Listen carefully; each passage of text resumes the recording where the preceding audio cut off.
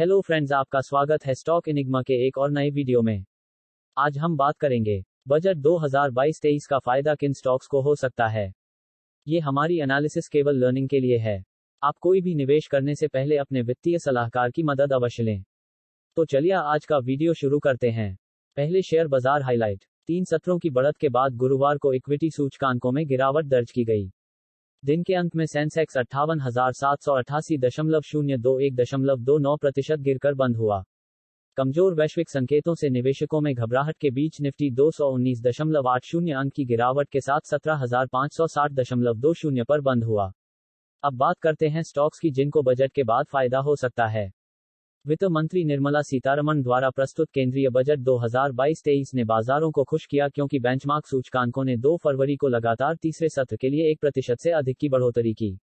विशेषज्ञ बड़े पैमाने पर महसूस करते हैं कि सरकार ने अर्थव्यवस्था को एक मजबूत ट्रैक पर वापस लाने और विकास को गति देने, मौजूदा योजनाओं पर ध्यान केंद्रित करने के लिए अपना ध्यान बनाए रखा, क्योंकि इसका इरादा बुनियादी ढांचे, आवास, बिजली, रेलवे, रोजगार, कृषि, नए जमाने की प्रौद्योगिकियों के माध्यम से डिजिटलीकरण, इलेक्ट्रिक वाहन आदि पर ध्यान केंद्रित करके मेक इन इंडिया पहल को बढ़ावा देना है।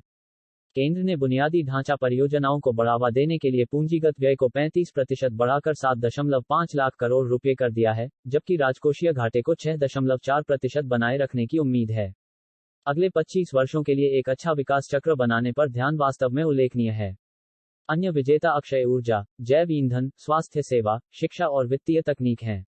बड़ी परियोजनाएं जो बड़े पैमाने पर रोजगार पैदा करती हैं, उन्हें वित्त पोषण और अनुमोदन प्राप्त करना आसान हो जाएगा। लार्सन एंड टुब्रो, बजट ने 2022-23 में पूंजीगत व्यय के लिए आवंटन को बढ़ाकर 7.5 लाख करोड़ रुपए कर दिया है, जो 2021-22 में 5.5 लाख करोड़ रुपए था। सरकार का मानना कि निजी निवेश को समर्थन देने के लिए सार्वजनिक निवेश आवश्यक होगा, जो बदले में मांग पैदा करेगा। यह एल&टी के लिए सकारात्मक होगा। अल्ट्राटेक सीमेंट, शहरी और ग्रामीण क्षेत्रों में किफायती आवास सहित आवास योजना के लिए बजट में 48,000 करोड़ रुपए आवंटित किए गए हैं।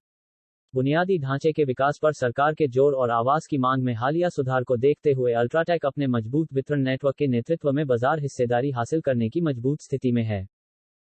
डीएलएफ, सरकार ने प्रधानमंत्री आवास योजना के तहत 2023 तक 80 लाख घरों को पूरा करने और शहरी और ग्रामीण क्षेत्रों के लिए पीएमएवाई के तहत 48,000 करोड़ रुपए के आवंटन की घोषणा की।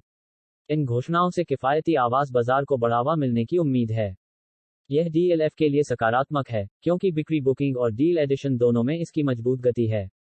भारती एयरटेल, भारत 2023 तक 5G नेटवर्क के लिए एयरवेव्स की नीलामी करेगा। सरकार ने ग्रामीण क्षेत्रों में तेजी से ब्रॉडबैंड पहुंच के लिए फंड आवंटन की घोषणा की है। भारती की बेहतर निष्पादन गुणवत्ता और लगातार ग्राहक और राजस्व बाजार हिस्सेदारी बढ़ने से कंपनी को फायदा होगा। आईआरसीटीसी, भारत 3 साल में 400 नई, ऊर्जा कुशल वंदे भारत ट्रेनें चलाएगा। रेलवे क्षेत्र में 100 गति शक्ति कार्गो टर्मिनल भी दिखाई देंगे, जिन्हें 3 साल में विकसित किया जाएगा। किसानों को ध्यान में रखते हुए रेल क्षेत्र एक स्टेशन, एक उत्पाद योजना भी विकसित करेगा, जो रेलवे पर किए जाने वाले स्थानीय उत्पादों का लाभ उठाएगा। यह आईआरसीटीसी के लिए सकारात्मक है। कैनफिन होम्स, बजट में शहरी और ग्रामीण क्षेत्रों में किफायती आवास सहित आवास योजना के लिए 48,000 करोड़ रुपए आवंटित किए गए हैं। कैनफिन की छोटे और किफायती हाउसिंग स्पेस में मजबूत उपस्थिति है और एक स्वस्थ बैलेंस शीट है। हमें उम्मीद है कि यह एक बड़ा लाभार्थी होगा। भारत इलेक्ट्रॉनिक्स, सरकार ने 2022-23 में रक्षा क्षेत्र के लिए घरेलू उद्योग को 68% पूंजी आवंटित करने की घोषणा की है। इसने निजी उद्योग के साथ सहयोग के लिए रक्षा अनुसंधान और विकास R&D में अपने बजट का 25% अलग रखा।